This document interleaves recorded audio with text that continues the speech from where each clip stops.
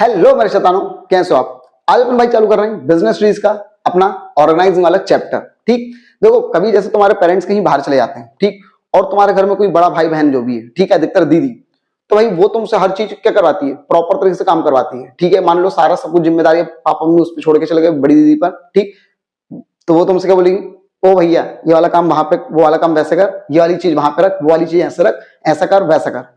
ठीक, रिलेट कर पा रहे हो। तो भैया उसी को क्या बोला जाता है, ऑर्गेनाइजिंग। ठीक है, जब हम अपने फिजिकल, ह्यूमन, फाइनेंशियल जो भी रिसोर्सेज होते हैं, ठीक है, मतलब लोगों का एक झुंड होता है और उनको जब प्रॉपर तरीके से इस्तेमाल किया जाता है, ठीक है, उसी को भी क्या बोला जाता है, ऑर्गेनाइजिंग बोला जाता है। ठीक है, देखो क्या बोल रहे हैं, organizing is the process of, क्या भैया, सबसे पहले तो भैया organizing is the process of bringing, सबसे पहले तो भैया ह्यूमन, फाइनेंशियल और फिजिकल रिसोर्सेज को लेकर आना साथ में। ठीक है, ये कंपनी के पॉइंट ऑफ व्यू से अपन बात कर रहे हैं। ह्यूमन मतलब इंसान, ठीक है, फाइनेंस मतलब पैसा, और फिजिकल मतलब जो भी मशीन वगैरह रहती है, इन सब रिसोर्सेज को साथ में लेकर आना, ठीक, और उनको इस तरीके से अरेंज करना ताकि भैया हमारा जो मेन ऑब्जेक्टिव है कंपनी का वो अचीव हो जाए। ठीक, तो वही काम दीदी कर रही है। ठीक है, पापा मम्मी बोल के गए थे बेटा तुझको सब घर संभालना है, ठीक है, तो दीदी क्या कर रही है, तुम लोगों को इस्तेमाल कर रही है, तुम ह्यूमन रिसोर्स हो, ठीक है, तुम लोग का इस्तेमाल कर रही है छोटे भाई बहनों का, और प्रॉपर तरीके से चीजों को करवा रही है ताकि मम्मी पापा का जो गोल अचीव था, जो गोल बोला था वो अचीव हो जाए।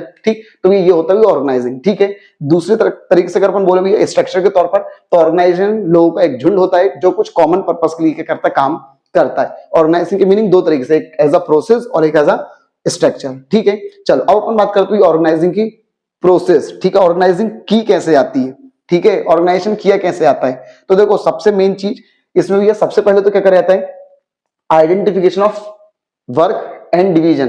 ठीक, देखो सबसे पहले क्या होता है, जैसे मान लो भाई तुम्हारे घर में कोई शादी वगैरह आने वाली है, अभी शादी का माहौल आने वाला है, ठीक, मौसम बिल्कुल, तो ये सबसे पहले काम वगैरह को क्या करा जाता है, देखा जाता है कि यार शादी में क्या क्या काम है।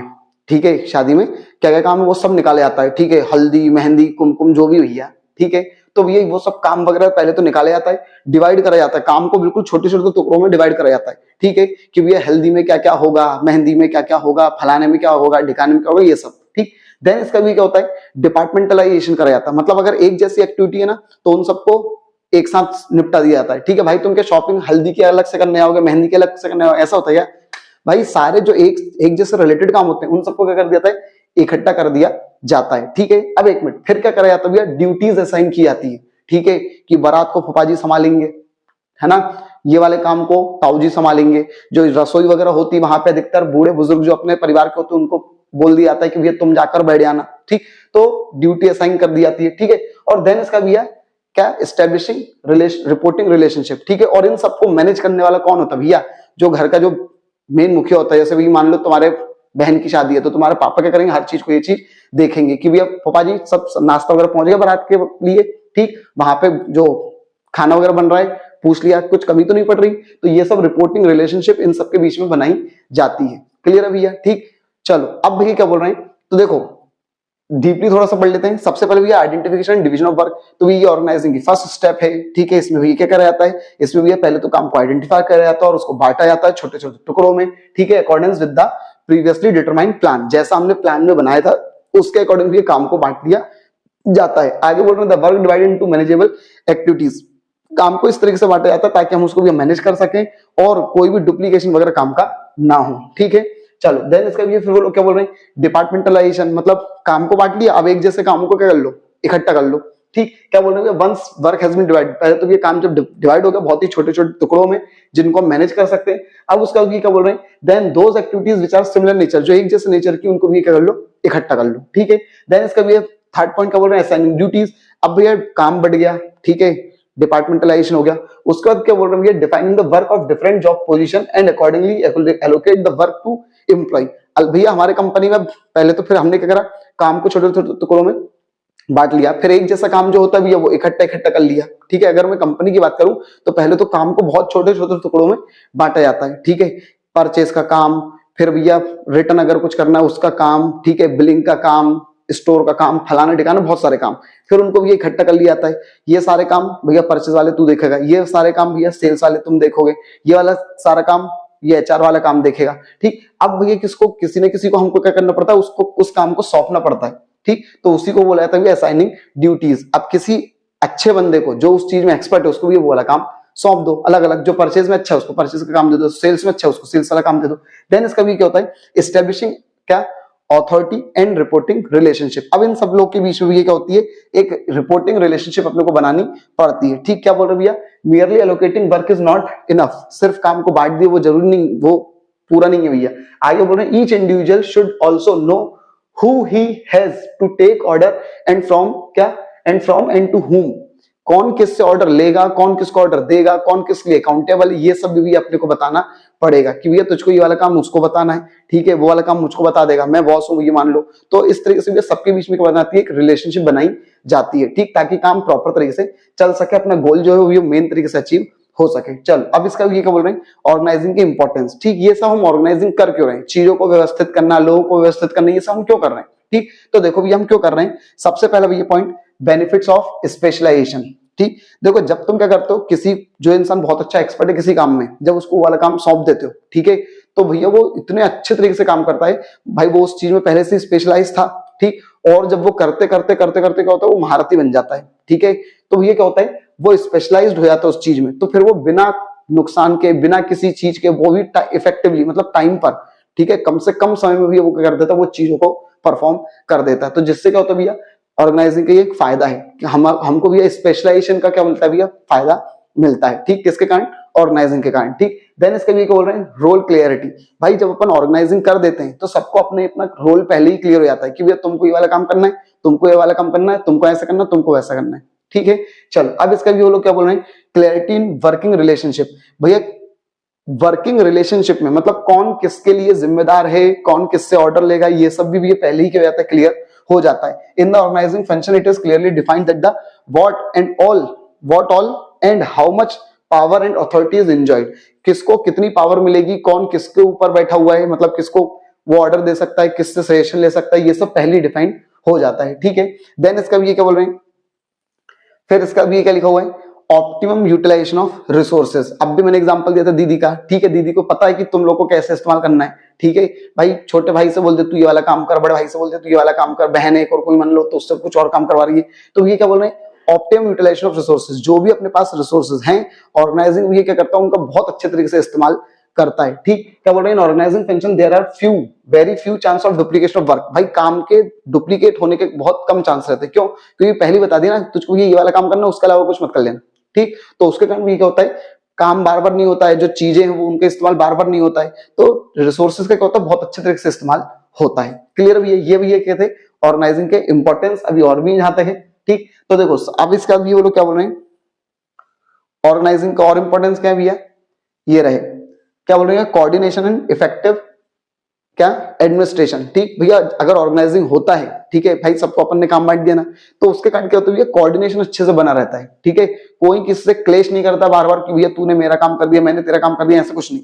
ठीक, तो ये कोऑर्डिनेशन बहुत अच्छे से बनता है, और हम एडमिनिस्ट्रेट बहुत अच्छे से कर लेते हैं चीजों को, मतलब संभाल लेते हैं, जो ऊपर वाले लोग हैं वो अच्छे तरीके से चीजों को कर सकते हैं, फिर संभाल सकते हैं। वो एक इंसान को कॉल करेंगे कि बेटा बताओ परचेज का हाल क्या चल रहा है, ठीक है, उनको बार बार भटकना नहीं पड़ेगा कि यार परचेज का किससे पूछूं। ठीक, देन इसका भी बोल रहे हैं एडॉप्शन ऑफ चेंज। ठीक भैया, ऑर्गेनाइजिंग का एक और फायदा ये है कि अगर कोई भी नया चेंज आता है तो उसको अडॉप्ट कर लिया जाता है। क्या बोल रहे हैं भैया, whenever the changes takes place in the business में कोई भी चेंजेस आता है, environment, then with the help of organizing function के कारण भी हम क्या कर सकते हैं, उस चेंज को सिस्टमेटिक तरीके से क्या कर सकते हैं, अडॉप्ट कर सकते हैं। ठीक है भाई, कोरोना आ गया, कुछ है ना प्रॉब्लम हो गई है, ठीक है, घर से नहीं निकल सकते हो तो ऑफिस आप कैसे जाएंगे, काम कैसे करेंगे, तो ये अगर ऑर्गेनाइजिंग होगा अच्छे से तो भैया वो प्रॉपर तरीके से चीजों को क्या कर देगा, चैनलाइज कर देगा। ठीक है, सरकार ने बोला कि नहीं नहीं घर से नहीं निकलोगे, तो भैया ऑर्गेनाइजिंग था तो हमने घर बैठे बैठे सबको भी क्या कर दिया, काम सौंप दिया कि भैया तुम ऐसा कर लेना, तुम ऐसा कर लेना। तो ऑर्गेनाइजिंग कोई भी चेंज आता है ना, तो उस ऑर्गेनाइजिंग के दम पे ही हम क्या कर सकते हैं, उस चेंज को अडॉप्ट कर सकते हैं। ठीक है, देन इसका भी क्या बोल रहे हैं, एक्सपांशन एंड ग्रोथ। भैया अगर तुम अच्छे से इस्तेमाल करोगे, अभी अपन ने पढ़ा, चीजों का अच्छे से अगर इस्तेमाल करोगे, बिना कोई खर्चे के, बिना कोई वेस्टेज के, वो भी टाइम पर, तो जाहिर सी बात है तुम्हारी क्या होगी, ग्रोथ होगी ऑप्टिमम यूटिलाइजेशन के कारण। ठीक है, ग्रोथ कर सकते हो, एक्सपांड कर सकते हो, भाई जाहिर सी बात है प्रॉफिट वगैरह बहुत ज्यादा हो जाएगा। ठीक है, अगर ऑर्गेनाइजिंग अच्छे से चल रहे हैं ना, तो प्रॉफिट अच्छे से होगा, प्रॉफिट अच्छे से होगा तो ग्रोथ वगैरह बहुत अच्छी हो जाएगी। ठीक, चलो देन इसका भी क्या बोल रहे हैं, डेवलपमेंट ऑफ पर्संस।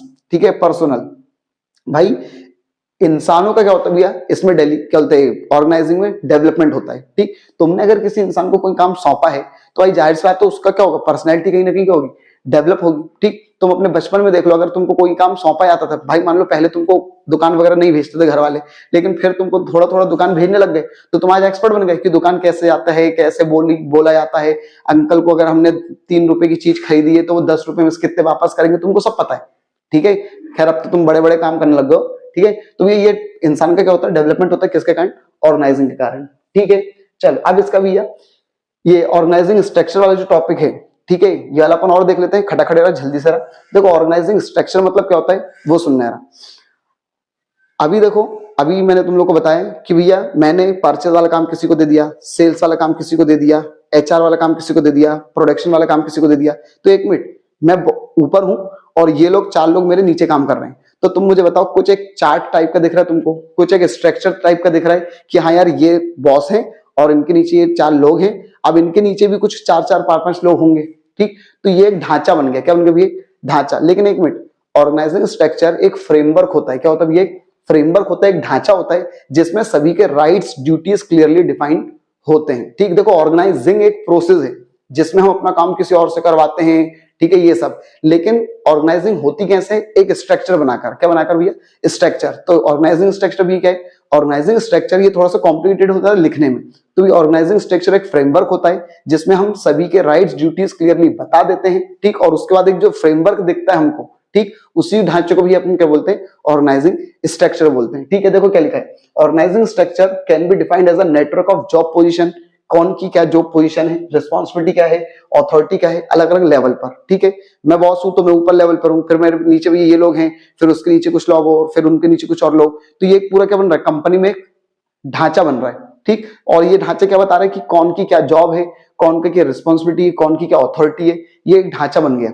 ठीक है, आगे भी ये कॉल रहे हैं, और it can be called as a framework. ये एक फ्रेमवर्क है क्या, with in which managerial and operational task perform, जिसमें रहते हुए भी क्या होंगे, काम होंगे। ऑर्गेनाइजिंग के सारे काम इसी में रहते हुए होते हैं। ठीक, अब इसका भी अपन बात करते हैं, ये जो ढांचा है, ठीक है, इनको कौन कौन सी चीजें अफेक्ट करती हैं। ठीक है, कभी ये जो ढांचा दिख रहा है ये भी बड़ा हो जाता है और बड़ा हो जाता है, कभी छोटा हो जाता है, ऐसा क्या।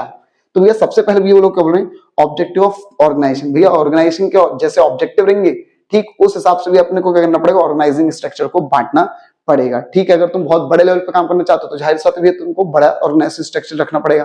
ठीक, देन इसका भी है साइज ऑफ ऑर्गेनाइजेशन, तुम्हारी कंपनी का ऑर्गेनाइजेशन का साइज कितना बड़ा है। ठीक है, तो उस पर भी अपने को करना पड़ेगा, स्ट्रक्चर बड़ा या छोटा होना करना पड़ेगा।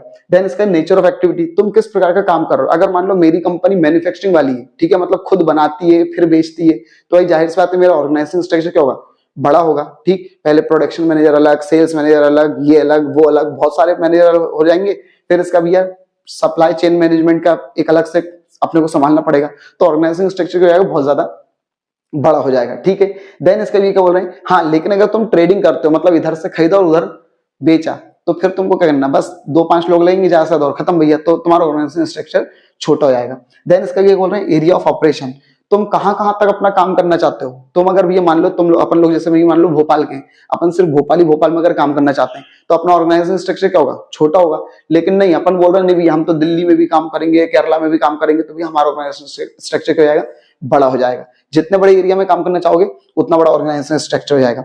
देन इसका भी है टेक्नोलॉजी, तो टेक्नोलॉजी भी है तुम कैसी का इस्तेमाल कर रहे हो उस पर भी क्या करता है, डिपेंड करता है। ठीक, देन इसका क्या, एबिलिटी ऑफ एम्प्लॉय, ये बहुत ध्यान से देखना है भाई, एम्प्लॉइज की एबिलिटी क्या है। ठीक है, अगर ये मान लो तुम्हारे एम्प्लॉय बहुत भयंकर टैलेंटेड है, ठीक है, तो भाई एक मिनट, अगर वो बहुत ज्यादा टैलेंटेड है तो एक ही इंसान भयंकर सारे काम संभाल लेगा। ठीक है, तो उसको ये क्या बोलेंगे, उसके लिए ऑर्गेनाइजेशन स्ट्रक्चर क्या होगा, छोटा लगेगा। लेकिन अगर तुम्हारे एम्प्लॉय बिल्कुल गऊ जैसे हैं, एक काम दे दिया बस वही कर रहे हैं, तो फिर ऑर्गेनाइजेशन स्ट्रक्चर बड़ा होगा। ठीक है, चलो देन इसका भी है, अब अपन क्या कर रहे हैं, ऑर्गेनाइजेशन स्ट्रक्चर 2 प्रकार के होते हैं, पहले तो ध्यान से सुनना है। ठीक है, अभी इसमें एक और टाइप्स के होते हैं वो भी बताऊंगा। ऑर्गेनाइजेशन स्ट्रक्चर एक होता है फंक्शनल और एक होता है डिविजनल। ठीक है, अब देखो फंक्शनल तो फंक्शनल है, लेकिन डिविजनल में 2 आते हैं, प्रोडक्ट ऑर्गेनाइजेशन स्ट्रक्चर और टेरिटोरियल ऑर्गेनाइजेशन स्ट्रक्चर। ठीक है, तो देखो अगर तुमने काम के हिसाब से चीजों को बांटा है, स्ट्रक्चर समझ में आ गया, स्ट्रक्चर मतलब ये जो ढांचा दिख रहा है।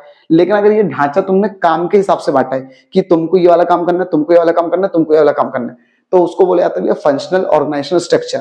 ठीक, लेकिन अगर तुमने तुम्हारी कंपनी को प्रोडक्ट के हिसाब से बांटा है, किसके हिसाब से तुमने ऑर्गेनाइजेशन बनाए, प्रोडक्ट के हिसाब से, जैसे भी मान लो टाटा, ठीक, तो ये टाटा नमक भी बना रहा है, टाटा टी भी बना रहा है, ठीक, तो भी मान लो टाटा की एक नमक वाला प्रोडक्ट है और एक टी वाला प्रोडक्ट है। तो देखो नमक वाले प्रोडक्ट में फिर अलग से परचेज मैनेजर, सेल्स मैनेजर, ये मैनेजर, वो मैनेजर, और जो चाय पत्ती वाला है टी, उसमें अलग से फिर भैया परचेज मैनेजर, ये मैनेजर, वो मैनेजर। तो ये कौन सा ऑर्गेनाइजेशनल स्ट्रक्चर हो गया, प्रोडक्ट वाला। मतलब पहले प्रोडक्ट के हिसाब से अपन ऑर्गेनाइजेशन को बांटेंगे और उसके अंदर फिर अलग अलग डिपार्टमेंट बांटेंगे। फिर इसका भैया आता है टेरिटोरियल। भैया मान लो मेरी कंपनी भैया केरला साइड भी काम करती है, ठीक है, जम्मू कश्मीर साइड भी काम करती है, गुजरात साइड भी काम करती है, वेस्ट बंगाल साइड भी काम करती है, और मध्य प्रदेश में तो हम कर ही रहे हैं काम, मान लो, ठीक। एक मिनट, तो इसका मतलब ये मेरा ऑर्गेनाइजेशन बहुत ज्यादा जगहों पर फैला हुआ है, मतलब टेरिटोरी बहुत पूरी टेरिटरी में फैला हुआ है। तो इसका मतलब भैया पहले मैं बोलूंगा भैया नॉर्थ वाले को कुछ काम दे दो, साउथ वाले को कुछ काम दे दो, ईस्ट वाले को कुछ काम दे दो, वेस्ट वाले को कुछ किसी और को काम दे दो, ठीक। तो भैया मैंने अलग अलग और क्या करा भैया, सबसे पहले मैंने ऑर्गेनाइजेशन को बांटा किसके हिसाब से, जगहों के हिसाब से, एरिया के हिसाब से, ठीक। भैया वेस्ट वाला आज से तुम संभालना, ईस्ट वाला भैया तुम संभालना, वेस्ट नॉर्थ साउथ सब कुछ अलग अलग लोगों को दे दिया। उनके अंदर फिर जितने लोग काम करेंगे उनको अलग बांट दिया। तो ये कौन सा ऑर्गेनाइजेशन हो गया, टेरिटोरियल ऑर्गेनाइजेशन स्ट्रक्चर, ठीक है। चल अब इसका भी अपन बात करते हैं, इनका मीनिंग वगैरह। तो ये फंक्शनल ऑर्गेनाइजेशन स्ट्रक्चर ये क्या होता है, वो ऑर्गेनाइजेशन स्ट्रक्चर, ठीक है, जिसमें कामों को हमने किसके हिसाब से बांटा, keeping in the mind of function, कैसी जॉब करना है, कैसा फंक्शन करना है, ठीक। जब हम काम के हिसाब से ऑर्गेनाइजेशन को बांटते हैं तो उसको फंक्शनल बोलते हैं। अब इसका एडवांटेज और डिसएडवांटेज खड़े खड़े देख लो भाई। भाई फंक्शनल में सबसे पहला एडवांटेज क्या है, स्पेशलाइजेशन। जो इंसान जिस काम में स्पेशल है उसको वो वाला काम देंगे तो स्पेशलाइजेशन आएगा कंपनी में। देन इसका भी इजी सुपरविजन, हम काम को आसानी से सुपरवाइज कर सकते हैं, ठीक है, सब कोई मेरे ही नीचे है, ठीक है, फंक्शन वो प्रोडक्शन वाला भी, परचेज वाला भी, सेल्स वाला भी, सबको मैं अच्छे से आसानी से कंट्रोल कर सकता हूँ। देन इसका भी इजी कोऑर्डिनेशन, इन सबके बीच में आसानी से क्या हो जाएगा भैया, कोऑर्डिनेशन हो जाएगा। वो उससे बोल देगा परचेज वाला फाइनेंस वाले से कि यार भैया मैं खरीदने जा रहा हूँ, फटाक से बता दो कितना क्या पैसा है अपने पास ताकि मैं खरीद के दिया हूँ, ठीक है। तो कोऑर्डिनेशन इसमें क्या होता है, आसानी से हो जाता है। Increase in help in increasing managerial efficiency, भैया मैनेजरियल इफिशियंसी को इंक्रीज करने में क्या करता है, ये मदद करता है, ठीक है। क्या बोल रहे भैया, भाई जब डिपार्टमेंट बढ़ जाते हैं, ठीक है, तो ये क्या होता है भैया, managers of one department are performing same type of functions again and again. भैया काम बढ़ गया, एक इंसान को वो वाला काम सालों साल करना है, तो वो जाहिर सी बात है वो उसमें एक्सपर्ट हो जाएगा, परचेज वाला परचेज में एक्सपर्ट, सेल्स वाला सेल्स में एक्सपर्ट, तो पूरी ओवरऑल इफिशियंसी इंक्रीज हो जाती है कंपनी की, ठीक है। देन इसके भी वो लोग क्या बोल रहे हैं, इफेक्टिव ट्रेनिंग, ठीक है।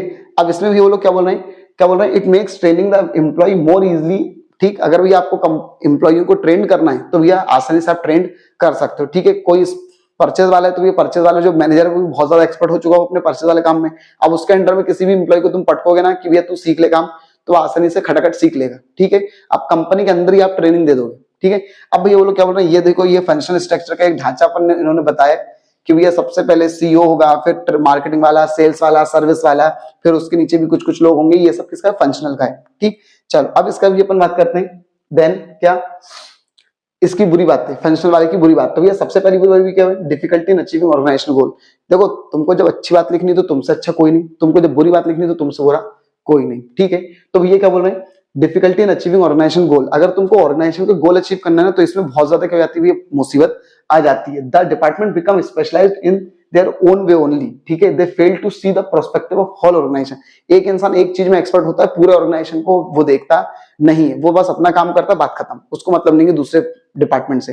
तो जिसके कारण क्या होता है, एज अ रिजल्ट ऑर्गेनाइजेशन के जो गोल होते हैं वो कहीं ना कहीं हैम्पर होते हैं। फिर भी डिक्रीज इन कोऑर्डिनेशन, कहीं ना कहीं कोऑर्डिनेशन में क्या होता है, प्रॉब्लम आती है। When the coordination decreases the result in delay of decision. अगर कोऑर्डिनेशन नहीं हुआ डिपार्टमेंट में तो फिर डिले हो जाता है कहीं ना कहीं। देन इसका भी डिपार्टमेंटल हेड्स एटीट्यूड, जो डिपार्टमेंट का जो हेड है उसका एटीट्यूड कैसा है वो डिपेंड करता है। परचेज वाला बिल्कुल अकड़ में, ताऊ में, ठीक है, तो भैया फाइनेंस वाले से बात ही नहीं कर रहा है, ठीक है, कि मेरे को मतलब नहीं है, मैं तो बस सामान खरीदूंगा। फाइनेंस वाला बोल रहा है भैया मत खरीद, हालत पतली है भी कंपनी की, वो अपनी अकड़ में। देन इसका भी बोल रहा है डिफिकल्टी टू फिक्स अकाउंटेबिलिटी। भैया कौन, भाई परचेज वाला बोल देगा मैं जिम्मेदार नहीं हूं, मैंने तो टाइम पे सामान लाया था। प्रोडक्शन वाला बोल देगा मैंने तो टाइम पे बनाया था। सब कोई किसी पे रिस्पॉन्सिबिलिटी फिक्स कर नहीं पाएगा फिर, ठीक है। देन इसका भी वो लोग बोल रहे हैं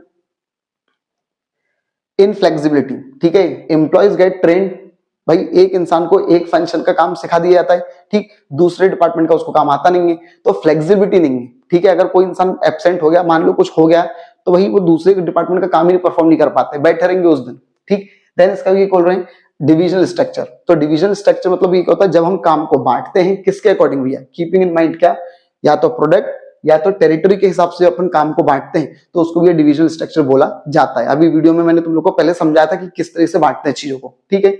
अब भैया इसका एक बार तुम ढांचा देख लो भैया, देखो ऑर्गेनाइजिंग स्ट्रक्चर, सबसे पहले भैया क्या है, सीईओ है, ठीक, एक डिवीजन, दूसरी डिवीजन, तीसरी डिवीजन, और फिर उस डिवीजन के अंदर भैया मार्केटिंग वाला अलग, सेल्स वाला अलग, R&D वाला अलग, ये अलग वो अलग, ऐसा, ठीक है भाई। ये डिवीजन है, ठीक है। मान लो भैया ये टी है, कॉफी है, सॉल्ट है, Tata T, Tata coffee, Tata salt, ऐसा, ठीक है। या फिर मान लो भैया ये हो गया भैया प्रोडक्ट वाला, कौन सा भैया, प्रोडक्ट वाला, ठीक है।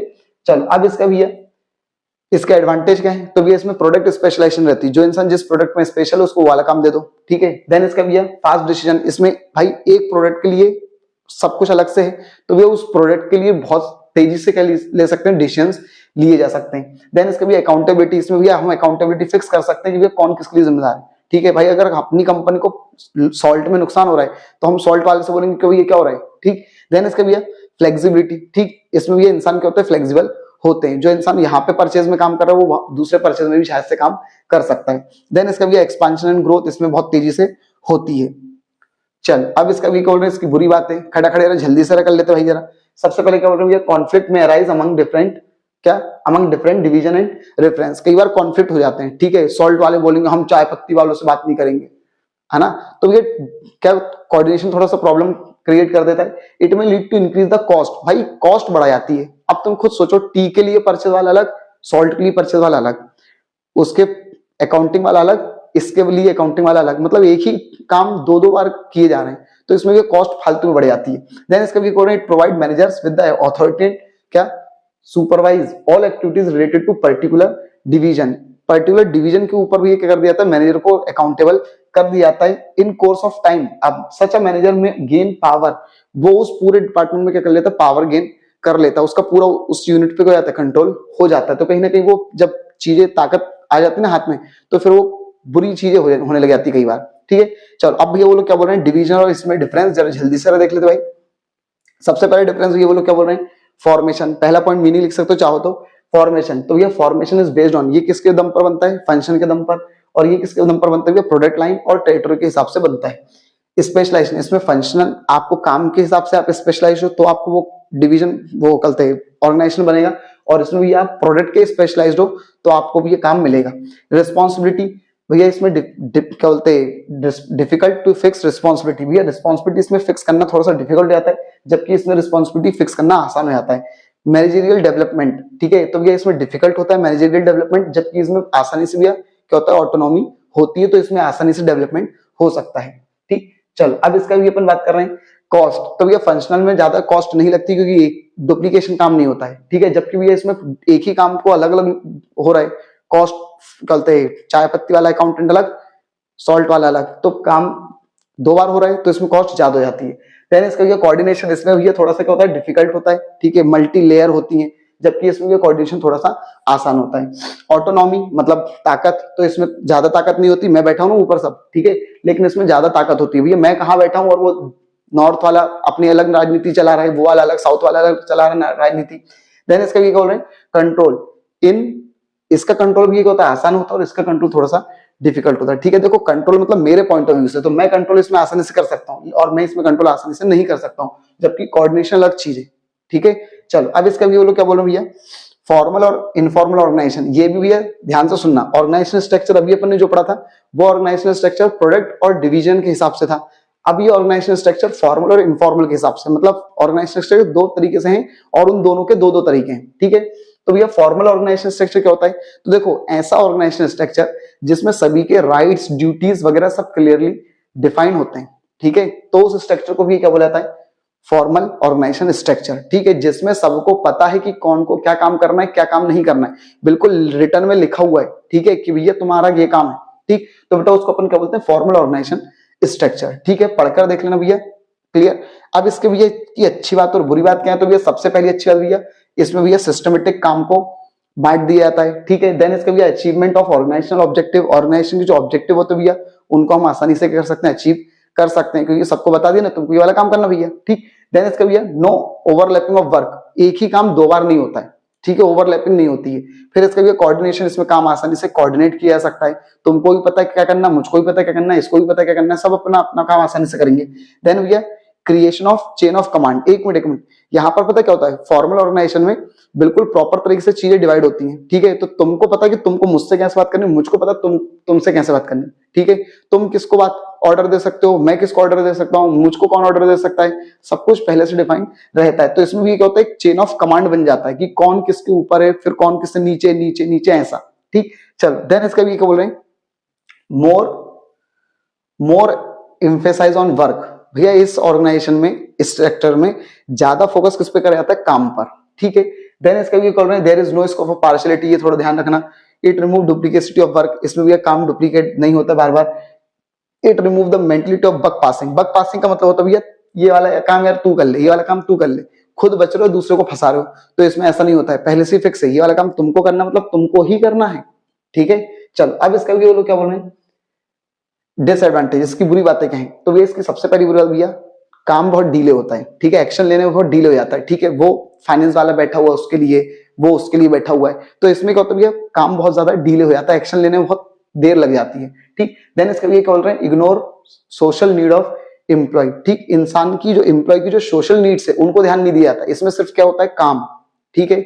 भाई मैं तुमसे बोलूंगा नहीं और बेटा खाना पीना होगा, ये कुछ नहीं, सिर्फ काम की बातें होंगी, ठीक है। तो इसमें भैया सोशल नीड्स को ध्यान नहीं दिया जाता है, एम्फेसिस ऑन वर्क ओनली, सिर्फ काम पे ध्यान दिया जाता है, तो ये इसकी बुरी बात है।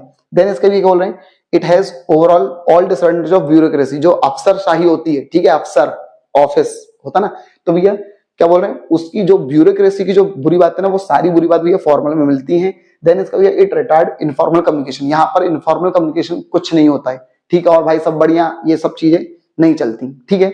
चलो अब इसका भी बोल रहे हैं इनफॉर्मल ऑर्गेनाइजेशन, तो देखो इसका बहुत अच्छे से अपन समझते हैं, ध्यान से सुनने रहा। इनफॉर्मल ऑर्गेनाइजेशन क्या होता है, भाई तुम कभी रेलवे वो ट्रेन वगैरह में तुमने सफर करा है, ठीक, तो भैया तुम एक बोगी में बैठे, उस बोगी में भैया एक परिवार भी था भैया, ठीक है, कुछ अच्छे खासे अंकल लोग, भैया वगैरह लोग, सब टाइप के लोग थे, ठीक है।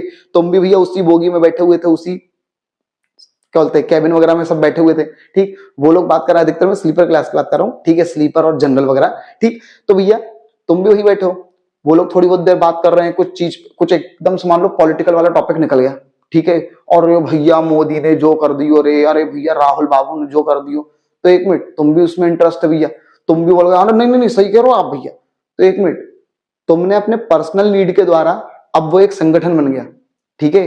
ऑर्गेनाइजेशन मतलब क्या, लोगों का झुंड, तुम भी झुंड बन गए ना भैया, तुम भी झुंड में आ गए। लेकिन एक मिनट ये कौन सा ऑर्गेनाइजेशन है, क्या इसमें काम की बातें होंगी, ठीक, कि यार वो वाली फाइल कहाँ रखी वो बता देना, मुझको वाली क्लाइंट से मिलना, ऐसा होगा क्या, नहीं, तुम अपनी पर्सनल नीड्स की बातें कर रहे हो, ठीक है। फिर वो थोड़ी बहुत देर में भैया अंताक्षरी खेलने लग गए, तुम भी खेलने लग गए, तुमको भी मजा आता है, वो उन्होंने क्रिकेट की बात कर दी चालू, तुम भी चालू कर दिए।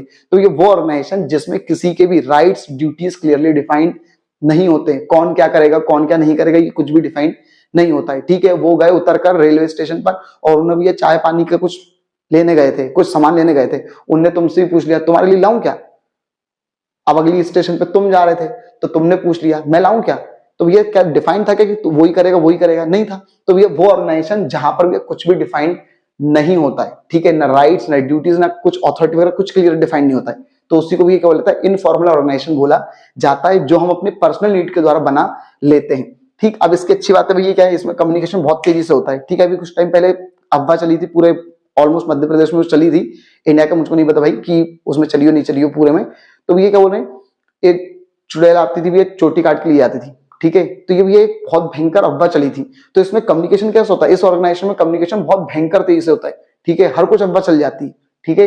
देन इसका भी क्या बोल रहे हैं फुलफिल सोशल नीड्स, भाई तुमको समाज कुछ नीड्स थी, जरूरतें थी तुम्हारी, ठीक है, तो वो सामाजिक जरूरतें तुम्हारी किसने पूरी कर दी, इनफॉर्मल में, ठीक। देखो भाई बॉस तो तुमसे पूछेगा नहीं कि खाना खाया नहीं खाया, वो तो तुमसे ये पूछेगा कि वो रिपोर्ट हो गई कंप्लीट नहीं हुई, ठीक। तो तुम्हारी जो सामाजिक जरूरत है वो कौन पूरी करता है, इनफॉर्मल ऑर्गेनाइजेशन। देन इसका भी बोलो क्या बोल रहे हैं, क्या भैया करेक्ट फीडबैक, इसमें भैया आपको क्या मिलता है भैया, फीडबैक क्या मिलता है भैया, थोड़ा सा करेक्ट मिलता है, क्या बोल रहे हैं through informal structure the top level management managers can know the real feedback of employ. ठीक, जैसे मान लो अगर भैया कंपनी में अगर इनफॉर्मल कम्युनिकेशन भी हो थोड़ा बहुत, ठीक है, तो बॉस और एम्प्लॉय के बीच में अगर मान लो थोड़ी बहुत अच्छी खासी पट रही है, ठीक है, देखो ऑफिस में तो भैया बॉस और एम्प्लॉय है, लेकिन मान लो जो सामने जो टपरी है वहां पर जाकर वो क्या है भाई, वहां पर जाकर तो वो दोस्त हैं, और यार बता यार क्या हो रहा है, तो वो वहां पे अच्छे से बताएगा यार तू भाई ऐसा करता है यार, भाई मेरे को पसंद नहीं यार। तो एम्प्लॉय का अच्छा फीडबैक, रियल फीडबैक क्या मिलता है, इनफॉर्मल में मिलता है। ठीक, देन इसका भी बोल रहे हैं डिसएडवांटेज, बुरी बातें क्या है, तो ये सबसे पहली बुरी बात ये है, इसमें रूमर्स मतलब अफवाहें बहुत तेजी से करती हैं, फैलती हैं, ठीक, इनफॉर्मल में। देन इसका भी है नो सिस्टमेटिक वर्किंग, कोई सिस्टमेटिक तरीका नहीं है काम करने का, कोई कुछ भी काम कर सकता है, हर कुछ कर सकता है। देन इसका भी है मे ब्रिंग नेगेटिव रिजल्ट, कई बार नेगेटिव रिजल्ट भी होते हैं कंपनी में, आ सकते हैं अगर तुम इनफॉर्मल ऑर्गेनाइजेशन को लेकर आओगे तो।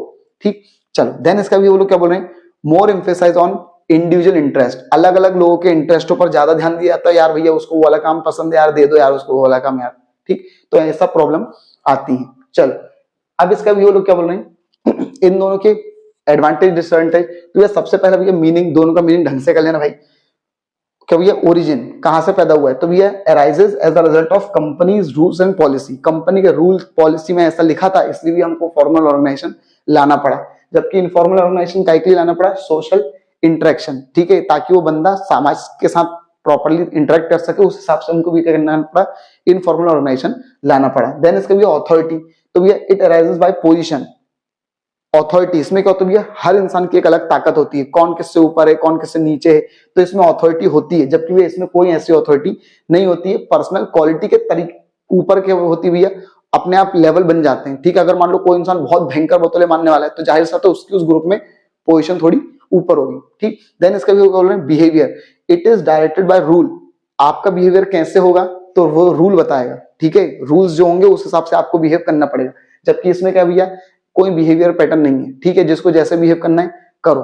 देन इसका भैया फॉर्म ऑफ कम्युनिकेशन, किस प्रकार से कम्युनिकेशन फ्लो होता है। ठीक है, फ्लो, तो भैया इसमें जो फ्लो होता है भी वो अधिकतर डाउनवर्ड होता है। ठीक है, इसका मतलब ये क्या, एक चेन होती है। ठीक है, बॉस इससे बोलेगा, फिर ये वाला इस बंदे से बोलेगा, ये वाला बंदा इस बंदे से बोलेगा, तो एक चेन ऑफ कमांड को फॉलो किया जाता है, जबकि इसमें ऐसा कोई चेन ऑफ कमांड नहीं होता है, प्रॉपर रूट नहीं होता है, कोई किससे भी कैसे भी कभी भी बात कर सकता है। ठीक है, चलो अब इसका भी वो लोग क्या बोल रहे हैं, और भी है, अब वो लोग क्या बोल रहे हैं भैया,